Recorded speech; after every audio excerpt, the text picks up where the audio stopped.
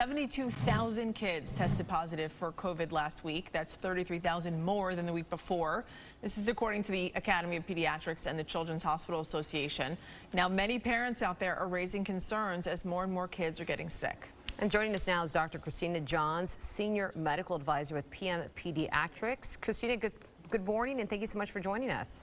Thanks so much for having me.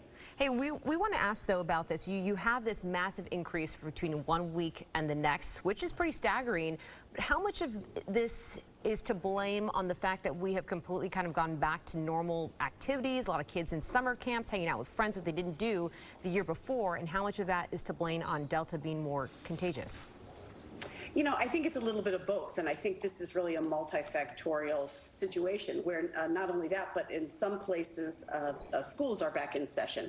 And so I think that we're seeing a combination of all of that. It's people are tired of the pandemic a little bit, and they're not wearing their masks and doing all of the things that we know help to mitigate the spread of the virus. We know that Delta is more highly transmissible, and we know that lots of kids are doing more things. So put all of that together, along with the fact that they are a vulnerable population right now because most of them, all under age 12, are not eligible for the vaccine.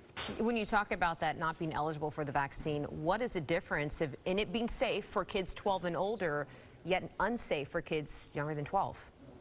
Well, I'm not saying that it's unsafe at all for kids younger than 12. We just don't have the data yet. We're waiting for that final data set so that the EUA, the Emergency Use Authorization, can be extended to children who are younger than 12. Dr. Johns, a lot of people out there are planning these end of summer vacations with their kids, many of them under 12 and not vaccinated. What advice do you have, especially if they plan these trips when the numbers were better? Now that the numbers are ticking up again, would you advise them not to go? You know, I think that the most important thing for families to consider when they are traveling is can they make a game time decision, a very, very late decision, and see, most important is to take a look at what are the community rates in the place that they're going.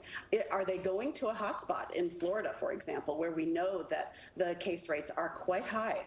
I think that those types of destinations would be concerning right now. I think that for closer places where the community rates aren't as high, if it is possible not to have to get on a plane, if most of the activities can be done outside, and a real effort can be made to make sure that you aren't doing indoor eating, masking up when out in public, I think that those will help to lower the risk for sure.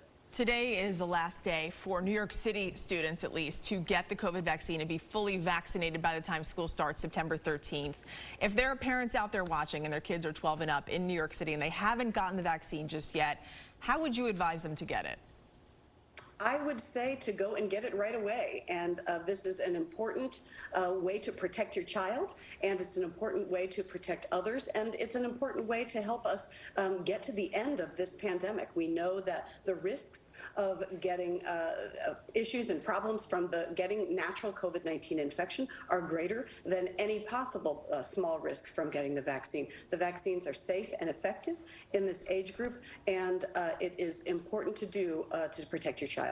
Dr. Johns, if we keep seeing these numbers trend in this direction with young kids, do you think that they're going to maybe possibly move to shut down in-person learning again this fall?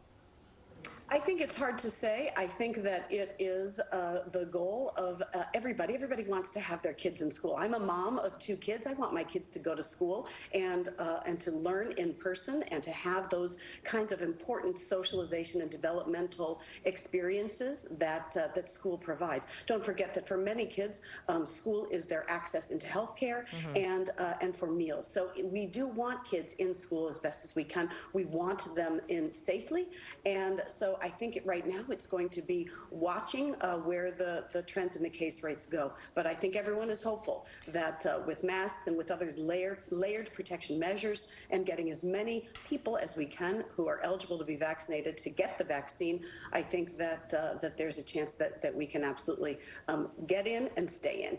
Dr. Johns, last year when school was in session for many districts in the tri-state area, they actually cut the day at about 12:30 or 1 o'clock so that kids didn't eat together. That was a big thing. This year, we are going to be wearing masks again in many districts. How do you think they're going to have the kids eat lunch safely among other kids?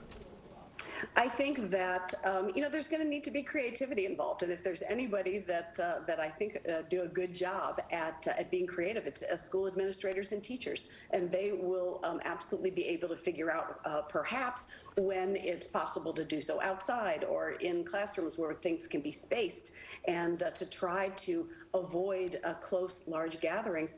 My sense is that that's what schools are going to try to do. Dr. Christina Johns from PM Pediatrics, thank you so much for your expertise this morning. We really appreciate it. Thanks for having me.